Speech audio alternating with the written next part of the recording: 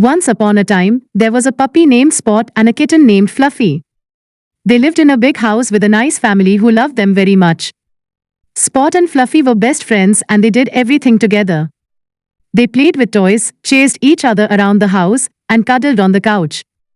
One day, the family decided to go on a vacation and they left Spot and Fluffy at a pet hotel. Spot and Fluffy were sad to leave their home, but they hoped to have fun at the pet hotel. They met many other animals there, such as dogs, cats, birds, and hamsters. They also had a lot of activities to do, such as swimming, running, and jumping. However, Spot and Fluffy soon realized that not all the animals were friendly. Some of them were mean and bullied them. They called them names, stole their food, and pushed them around. Spot and Fluffy felt scared and lonely. They missed their family and their home. One night, Spot and Fluffy decided to escape from the pet hotel. They waited until everyone was asleep and then they sneaked out of their cages. They ran through the hallways, looking for a way out.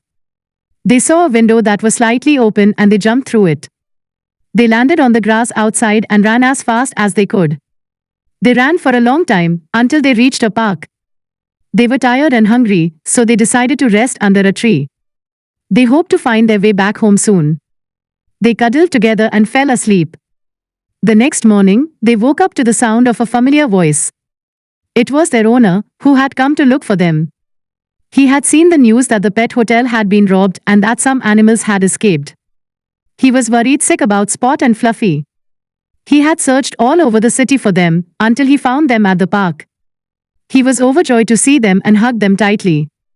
He apologized for leaving them at the pet hotel and promised to never do it again. He took them back to his car and drove them home. Spot and Fluffy were so happy to see their family and their home again. They realized that they had the best life ever and that they never wanted to leave it again. They lived happily ever after.